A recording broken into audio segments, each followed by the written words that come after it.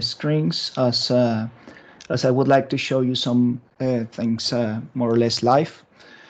Yeah, well, thanks for the introduction, and I think what you're doing it's really great. I used to be very active, and I'm still active volunteer for the Society of Petroleum Engineers, and the possibilities that we have at the moment with these online sessions is that you can reach beyond the boundaries of your community.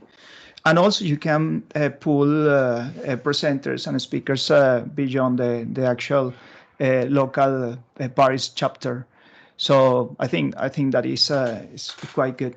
I also would like to mention that I'm international consultant for OVS Group, apart from my duties in Primera Resources Limited.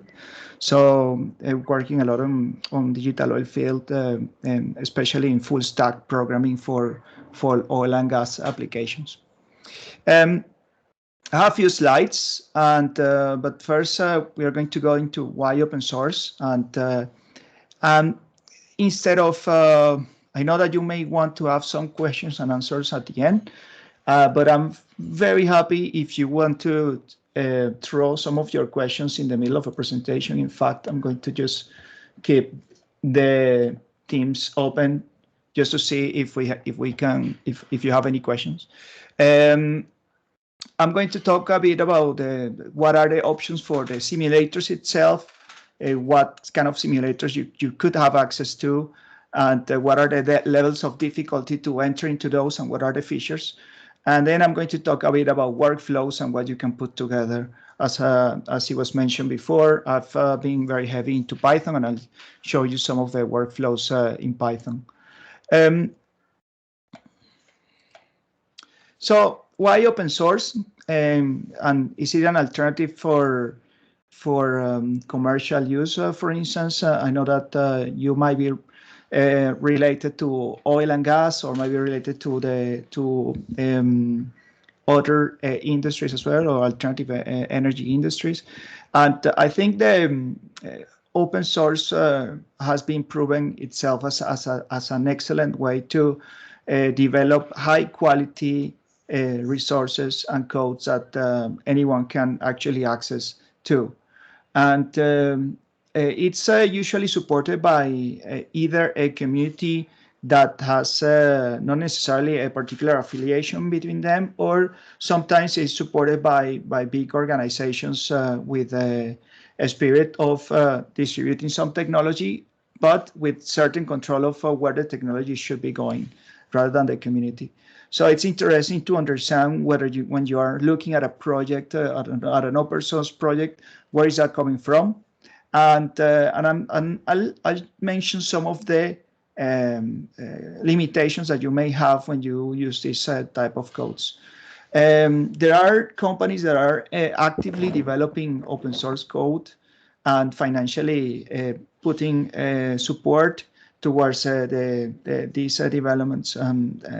So we can mention some things like in front-end development, we have Facebook, Twitter, Google actively releasing some of their codes that are now used by other companies to build applications, and they are completely open source.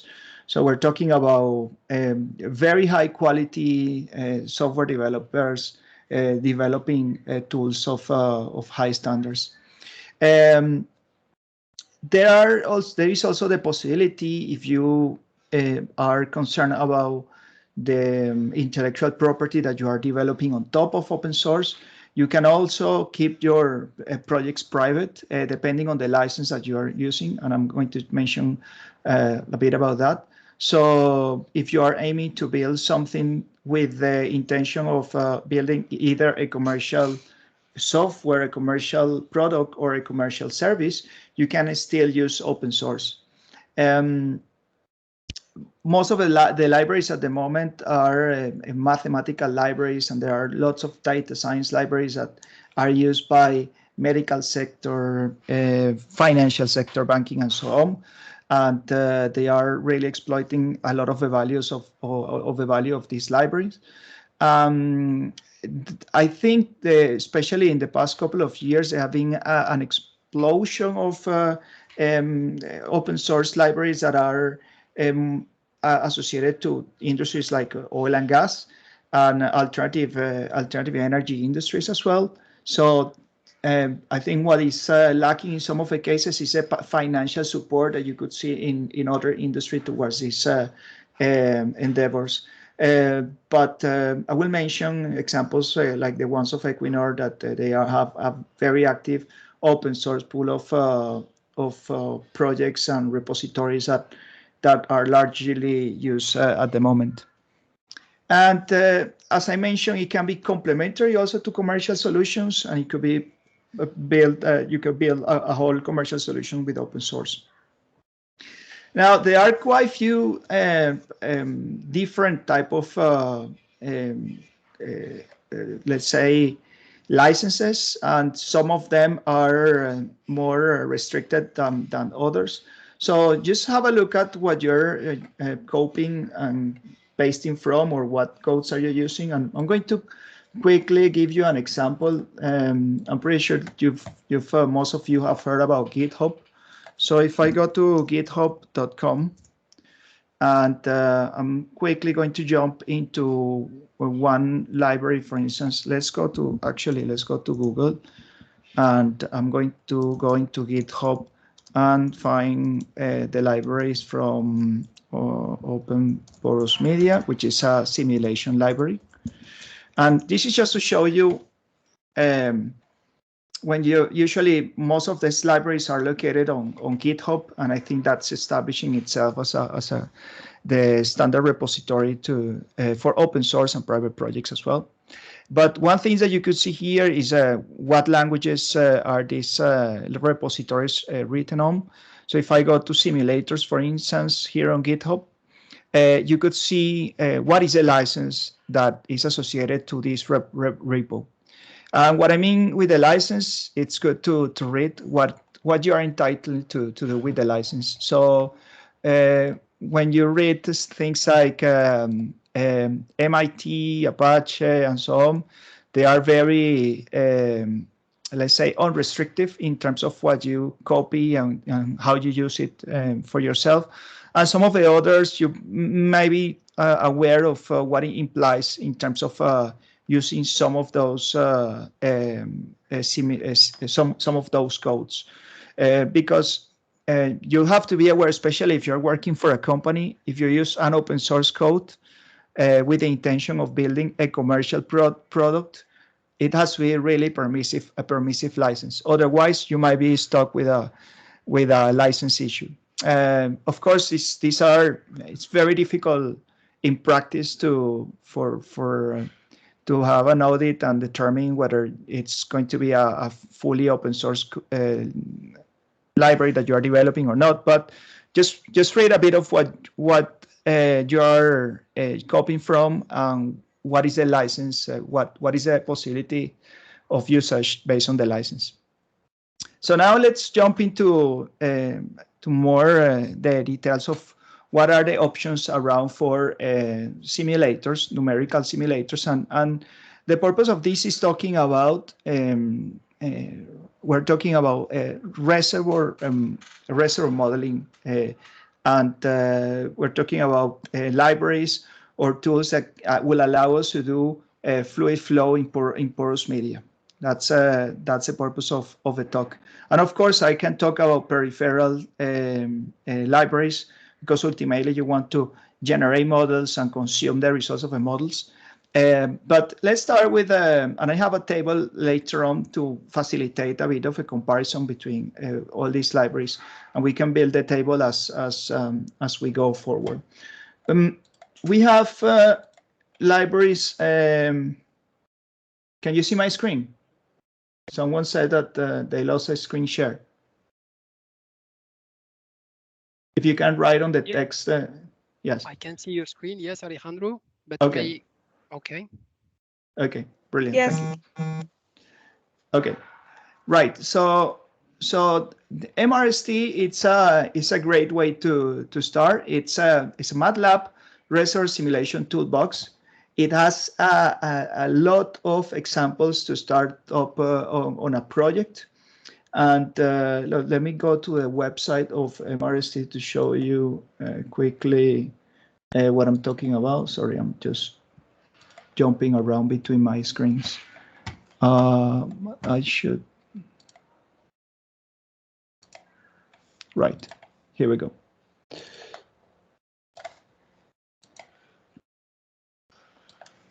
Right, so this is a toolbox that has quite few options. If you go to the gallery, you'll see a lot of examples of tools that have been developed by a few companies in a way, some of them with the intention of having a commercial product, and some of them as more as a research and development project. But you can see quite few of examples of the tools that have been written with MRST. You need a MATLAB license for this to work. So although the code is open source, you still are required to pay for a MATLAB license to use the simulator. So just you can download the full MRST code. It comes with a lot of examples. And let me see if I show you some of the examples here. So if you go into one of these areas, you could see examples for visualization. There are quite few examples with public data sets, SP1, SP3. Some of them are multi-phase flow or single-phase flow examples. And some of them, although they are synthetic cases, you could see that they have a sort of geological representation already on them. And some of them are more realistic cases, like the one of Norn that is based on an actual Norwegian offshore North Sea field. So when you install it, you will see that there are quite a few examples to guide you through the application, and also it comes with a book that I think it has a fantastic documentation. So it's I think you can download the book somewhere here. Is it here? I'm quite sure, but so it's an introduction to reservoir simulation using MATLAB. And as far as for the last time I saw the book, you could actually download the book for free. So, and the book is written by Knut Andreas, which is been working on this. And I think that recently they have been granted a Norwegian fund to develop more a further level of numerical simulation. I'm not quite sure if it's associated to MRST. So that's a good way to start if you want to go through. I'm not going to show you code for that one. And the next option that you have is OpenFlow Media. So OpenFlow Media, it's something more similar to what a commercial simulator is. And as I'm showing you in the website, in GitHub, you can actually go and download and see the code. So in this case, this is the project of the simulator, the OpenFlow Media. And it has quite a few releases here, and it's mainly written in C++, plus some Python, and very easy to install.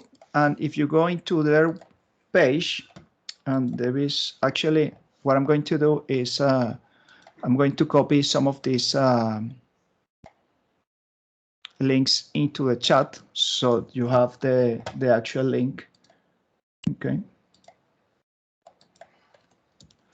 So the first one is the MRST one. The second one is the OpenFlow Media. OpenFlow Media has a very good documentation, and the manual, it's very similar to the one. I think it's 95% of what you will see on an Eclipse simulator. And Eclipse is one of the most use reservoir simulation tools and simulators in the market commercially, in oil and gas, in geothermal, and in carbon capture and sequestration as well. So it has a great documentation. I'm just going to copy the documentation of OPM here. Perhaps I copy it twice. It's taking a bit of time in my case, but the good thing is that if you know Eclipse already, and you can start to work with OpenFlow Media quite quickly. In fact, I have a case that I wanted to open for the presentation. I have a console here. Let me see. So I'm running at the moment OpenFlow Media in my computer. So let me clear here so I have this folder where I copy a case called EAGE. Let me open that case so I can show you.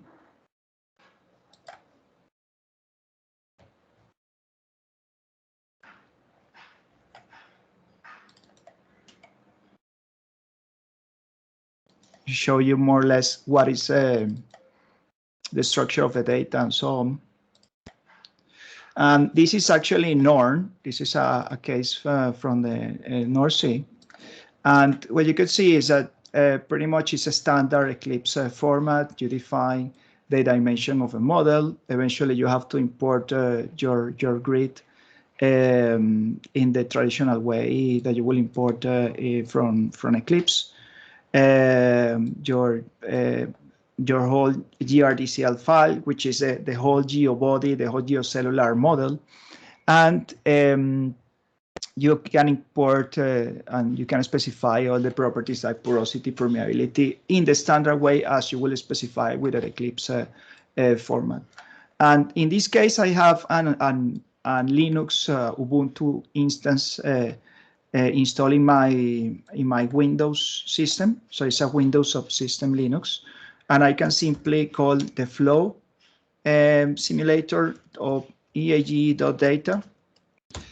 And there you go. So you have the simulator start to run.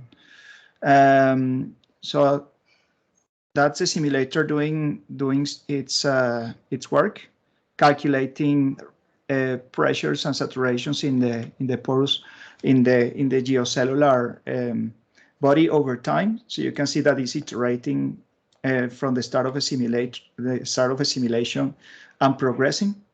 And I'll show you how you ultimately can look into these results. And I'll show you what are the possibilities and compatibilities of the simulators with some of the standard tools that we are used to work, at least in oil and gas, but can be extended for carbon capture and sequestration or geothermal applications. So I'm gonna kill this. I'm not gonna let it run for a while because it takes at least 15 minutes in my machine with everything open. But the installation is quite straightforward, and you have the instructions here to install it in different ways. If you are interested to do this. The amount of data sets and examples that you may have available here probably are a bit more limited to what you will see on MRST, but they have a very good test cases. And you can also compare with MRST, for instance, go to an MSP1 or a Norn case, and that you know that are available here in the public set of, and start to see both simulators, how they work, and understand how to set up things in both simulators. Of course, with the code being more in C, it's very difficult to control what you would like to do beyond what the simulator is providing you to do. If I explain myself in a better way, let's say you want to include a new wellbore dynamics module in the simulator, that's going to be quite complicated to implement. So you will need a more computer science knowledge to do that. While I think that in MRST, you might be able to struggle a bit, but implement it in a more easily way because you are exposed to the whole MRST code easily. So that's one of the advantages, disadvantages. However, OPM, I think it's more commercial level simulator. So I know that I have to move faster. There are other options. Another one is EOSX, and another one is Waywera. So Waywera, it's branded as a geothermal simulator, and EOSX is branded as a more general approach simulator. It's actually, from my point of view, actually, let me go back to the project, copy this link, and send it to you. Just a second.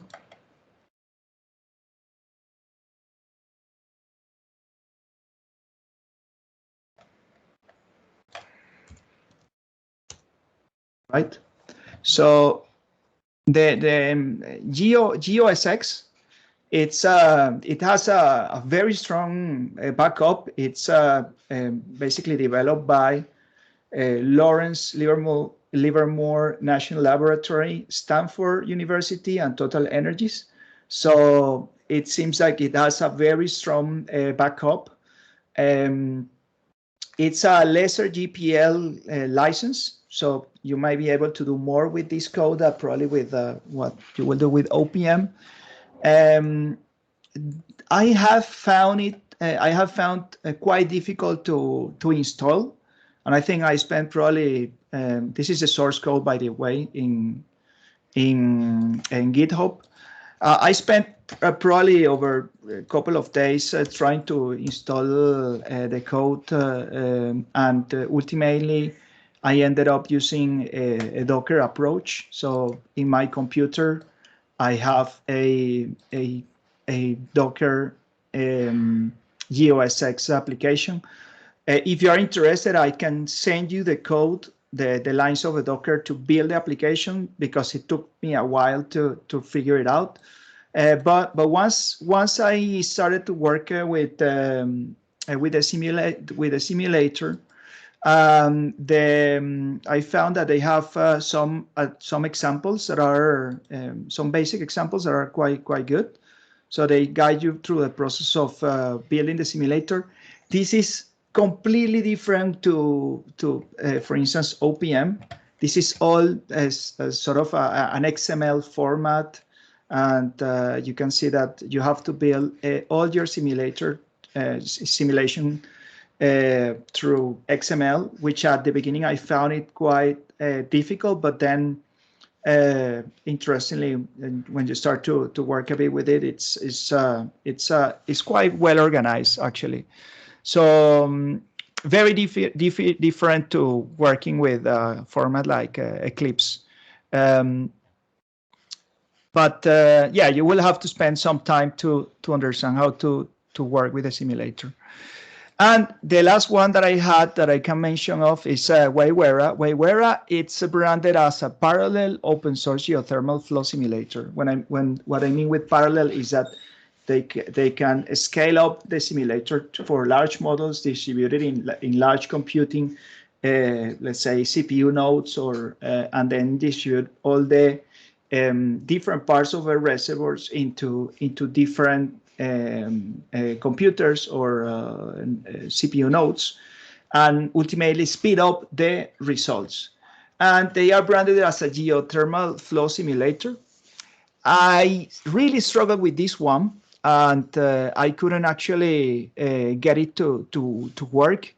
And or I managed to run it, but I couldn't really extract a lot of the results from it, probably inexperience with some of the libraries or some of the results that they were generated, the format. But I struggle a bit with the Waywera. So anyone working with it, just let me know. Perhaps I can investigate further. So this is from the ones that I have worked with. This is the one that I have least experience, the actual capabilities of a simulator. So so the challenges that you will find is whether the physics that you need to implement are in the simulator. So for instance, if you're talking about geothermal approach, you will need some thermal behavior implemented in the simulator. Usually the commercial simulators started assuming that the reservoir was isothermal with either black oil or compositional for oil and gas. But for geothermal, we probably, and for geothermal and perhaps for some of the application of carbon capture and storage, we need something more, let's say, with more thermal physics involved. The support by the community in these projects, it's quite limited in the sense that they really require very special talent to develop a simulator. So perhaps in a more generic library like mathematics or statistics, there might be more community able to contribute. But for these simulators, I think the community can contribute more on testing and testing in their own cases and implementing some projects, and then feedback into the developers and telling them where is working and where is it not working. And post-processing, I'll tell you a bit of a post-processing. For instance, one of the things that you would like from the simulator is to do something like this. So this is a case of Norn. And one thing that you would like is to have a look at the model. You'd like to have a look at your wells and perhaps to see over time how the saturation and pressure is changing on your model. So this is one tool that is open source as well, and it's ResInside. And it works quite well for OPM, and perhaps for some of the MRST, if you manage to convert the code to some of the results that are compatible with ResInside. But in tools like this, you can actually have a look at the whole simulation results, slice the properties, and I think you should be able also to plot some of the results and generate some, for instance, some new curves. Let's say you want to explore how much a well it's actually producing over time, so you can see oil production rate. And I think this well is not probably a producer, might be an injector perhaps. But anyhow, so you have a possibility to visualize. So this is again another open source tool. It's called ResInside. I'm going to put the link to ResInside here in the chat as well. There you go. And let's go. I wanted to prepare a table for you very quickly here, just for you to understand what is it that you could do and how easy it is to do some of this stuff. So installation, MRCS and setup, very easy to do. OPM, very easy. EOSX, I would say it's not so easy, and Waywera is not so easy to do. The flexibility of a simulator, it's MRST, it's quite flexible to implement any code that you want. OPM, it's really not so flexible. EOSX, somehow you have some flexibility, and Waywera, I have no idea how flexible it could be. Wellbore dynamics, I think you can do a lot of things with MRST. OPM, there are options for wellbore friction and so on. I think that there is a multi-segmented well option in OPM. In EOSX, I think this is not so flexible at the moment, and Waywera, I think it's not so flexible at the moment. Options in local refinement and grading and options, MRST is quite good. OPM, I wouldn't say it has a lot of options, in particular local grid refinement, which I find that is a very important feature. It's not available in OPM.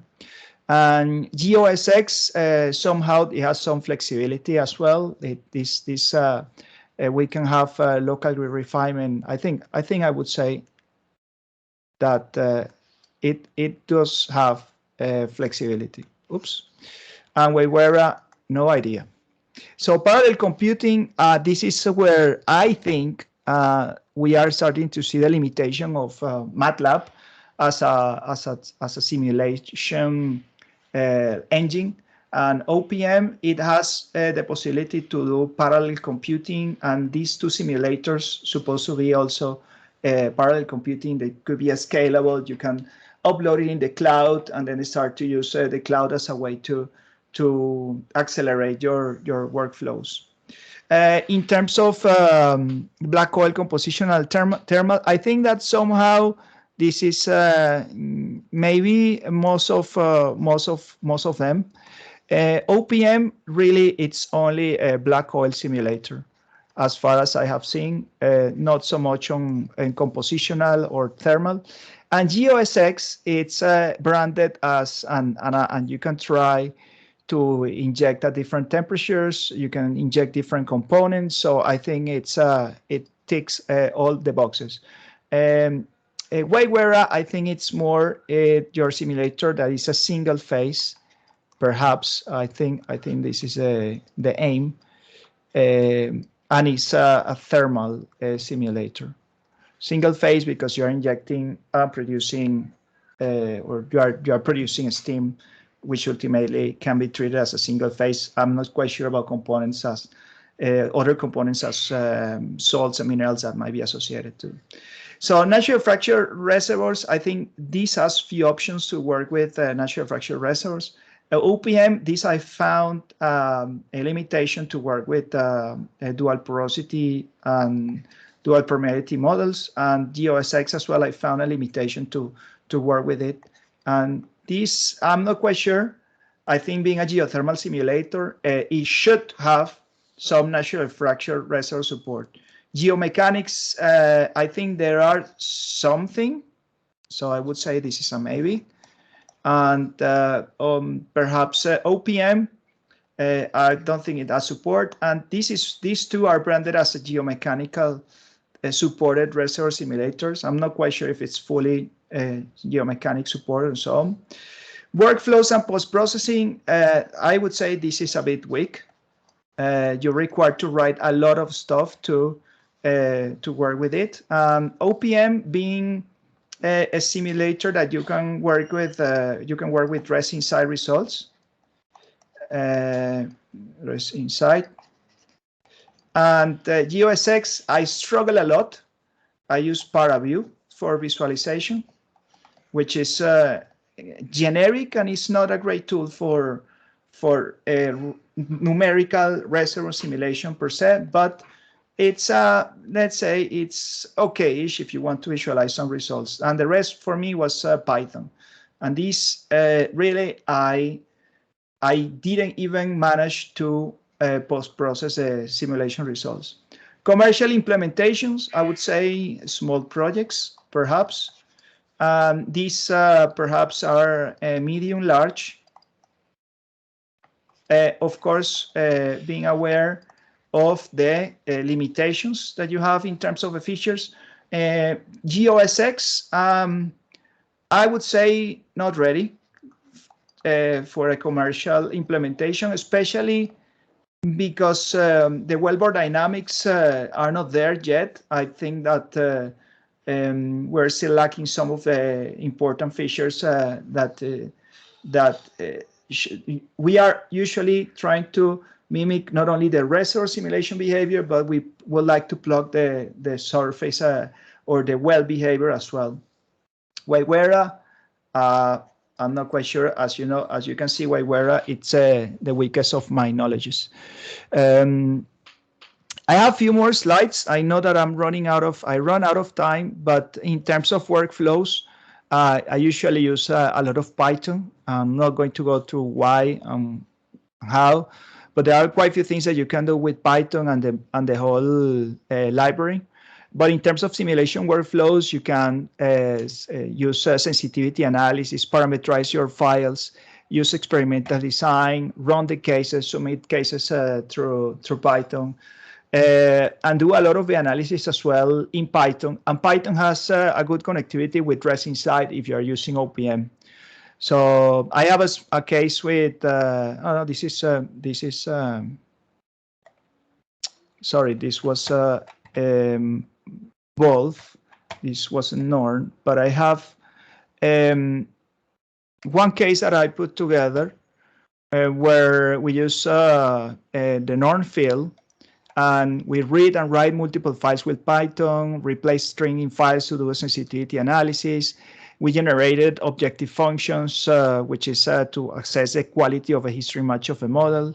We use to generate the experimental design, we use a PyDOE2 library, a lot of pandas operations to read the results, and we ultimately use scikit-learn in Python as well to post-process and do linear regression and some other machine learning algorithms to post-process the data. Not going to go through that, but there are quite a few things that you could do, like post-processing the data, visualization, and also the sensitivity analysis, understanding how variables affect the well's behavior, understanding the objective functions, and so on.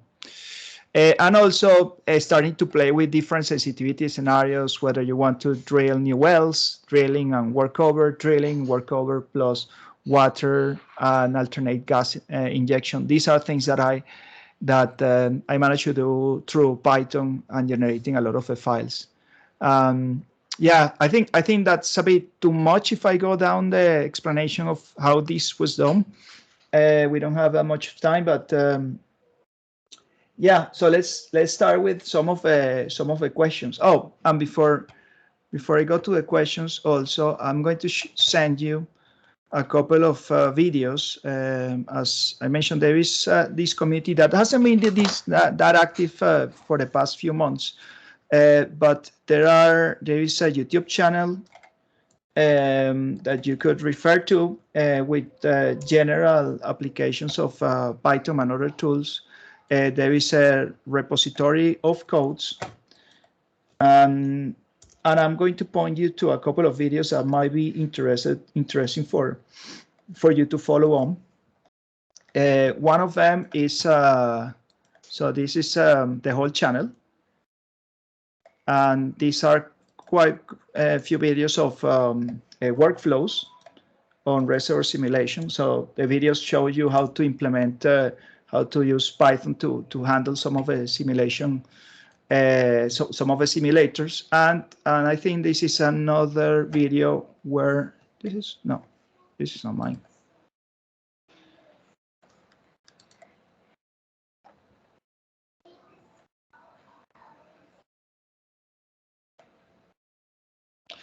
Yep. So this is another video where we go through a workflow of post-processing the results and having a look at the results with machine learning tools. So just few of the resources. So I don't know if we can open the room for questions, comments. Yes, thank you very much, Alejandro, for your interesting presentation. Anna, would you like to take the question, please? Or yes. Thank you. Thank you, Rava. And thank you, Alejandro, for your presentation. Good evening, everybody. I'm Ana Soler, President of the local chapter. Thank you for your attendance, and we are looking forward to seeing you in the next event. Please go ahead with the question. We have few questions. One of the questions is, what is the Python environment in which you work, Alejandro? Yes, so I work in, if I want to do very quick things and something that I want to show very quickly, I work with Jupyter Lab. But for more complex projects, I use PyCharm. So let's say it's small, some sort of visualization, it's Jupyter Lab. Big projects is PyCharm, so which is an IDE that is more complex and robust. Okay, PyCharm. Okay, another question is, which tool dual-sec unstructured grid? That's a very good question, and I think that and it depends of what you're asking. If you are talking about and let's see. Let's go to the table here. And oops, where are all my tick boxes? They're gone. Right. So if you want to have unstructured gridding, I would say between the simulators, MRST has some support to do some unstructured gridding, and I don't think OPM has unstructured gridding support. EOSX does have unstructured gridding support, and where I don't think it has. Maybe I might be wrong, but it might be MRST or EOSX. Now, visualizing it, I think that you might need to go to ParaView and or use some of the MATLAB tools, but I don't think that ResInside will be able to handle. I haven't seen ResInside handling unstructured grids. And as you can see, this example, it's a quite structured orthogonal grid. Well, it's a good question. Okay, another question is, have you added some codes in these simulators, in the simulators you have explained? In MRST, as I mentioned, it's very flexible to add code, and you can play within the simulator and access some of the libraries and so on. And with OPM, I have limited myself to work with the file itself. So I'm using OPM as the simulator with its features. I think it would be, for me, it would be quite complicated to, if you want to add code to OPM, you will have to make a copy of the whole repo, edit the C code, and then start to compile it, and then start to test it. So I think it's if you are up to that level, great. But that's a bit too much R&D in my case. Okay, and which are the how can I say, the language you are using to add in that in these simulators? Right. So again, OPM, it's Eclipse format. So it's the Schlumberger standard reservoir simulator. And I think a lot of commercial simulators are following that format. So I think generally speaking, in the commercial side, you can have Eclipse format, you can have a CMG format, and then perhaps some of the Halliburton format. But a lot of new simulators that are commercial simulators are adopting the Eclipse format, and they are writing the results in Eclipse format, so you can actually use those and use tools like ResInside that are open source to consume commercial simulator results. Okay, that's interesting. Please, if you have more questions. Here one question. Does it exist flow simulators in Python? I think yes. There are. I know one that is not commercial, and they have an approach of having this simulator with a Python interface, and which I find that is quite good and flexible to integrate with your Python ecosystem. And but open source. What some of these, for instance, talking about post-processing, you can integrate your ResInside with Python. You can connect, and I have some of the videos that I send you. You could see that you can communicate with Python and ResInside and post-process some of the results. But it's more about post-processing, not really embedding Python code within the simulator. So, and the other thing that I was aiming for, and I was writing a whole library to interact with EOSX. So I had a Python library that was able to write my EOSX code in that format based on a Python script that I was writing. But again, this is more about pre-processing and post-processing, not about the calculation itself. Okay, another question. Thank you, Alejandro. Another question is, does MSRT work with Octave? MRST, allegedly, when I tried to do this, I tried probably 4 or 5 years ago, and I couldn't make it work with Octave. Octave is an open source version of MATLAB. I couldn't make it work, but I have read and I have heard people saying that they have managed to make it work with Octave. Now, again, you have to ask yourself what is a limitation, because the issue here is a license of MATLAB. So you have to pay for the MATLAB license. So it depends on how expensive is the MATLAB license for you or your company to use MRST. But I think, I mean, there are places in the world where I think the right approach would have been to use something like Octave or something like Python to build a library. But I understand that at the time, Python wasn't what it is now, and the whole support of libraries like, let's say, Pandas or even SciPy was not there to do some more advanced mathematical solutions that MATLAB had already and has had for quite some time. So I understand why MATLAB was the approach at that time. Okay. But I think even if you manage to run it, there will be a point where you're going to hit a barrier if you are not using MATLAB. Okay. Okay, so these are the questions for this event. There is one another. In general, what are the main parameters usually needed for reservoir simulation? What kind of geological or geophysical details you can include? Right. So you can think about quite a few things. And let me use one black slide here. Right. Oh.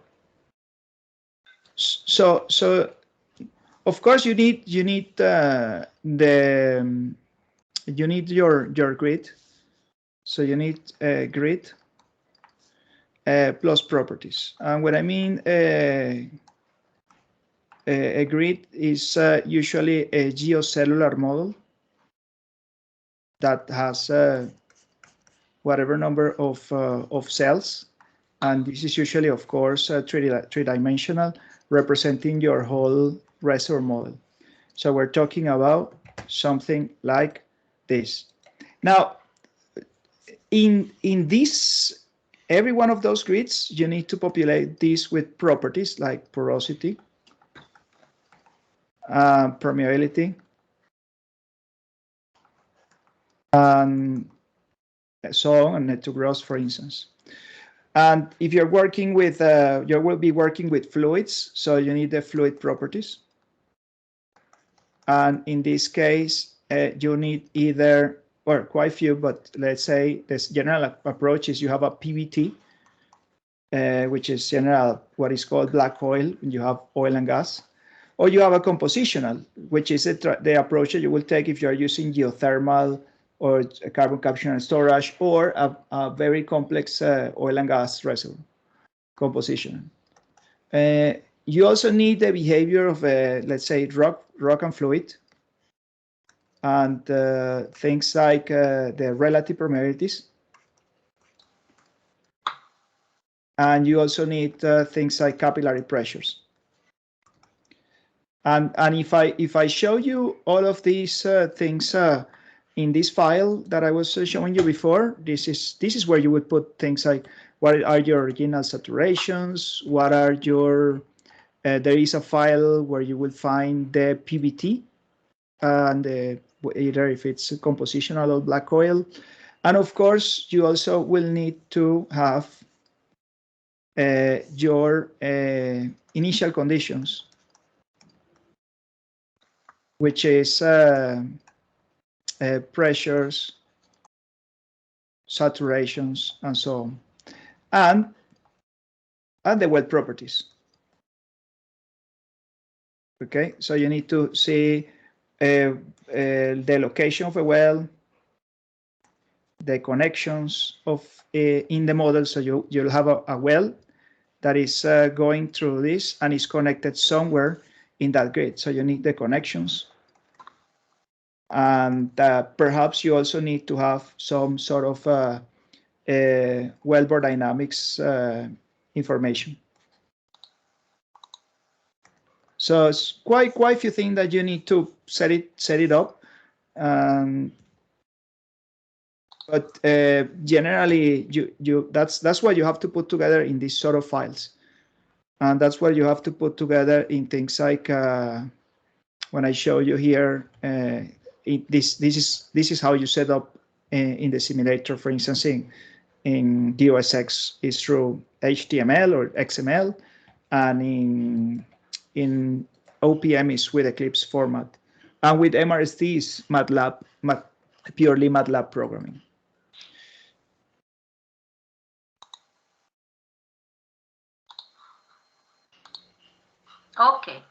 Okay, so thank you so much again, Alejandro, for your presentation and the answer of the questions. And thank you everybody for attendance this event. We are glad to see you. Again, and let's finish this event. Thank you, Rava, also for your presentation. Yes, thank you, Anna. Thank you, everyone. And just a quick reminder, so please save the date for our next event in February and March. I think you can see my screen now, right? Yeah. Yeah. Yes. All right. Thank you very much. Again, thank you, Alejandro, for your interesting presentation. Thank you. Bye. Have a good night, everybody. Bye. Bye-bye.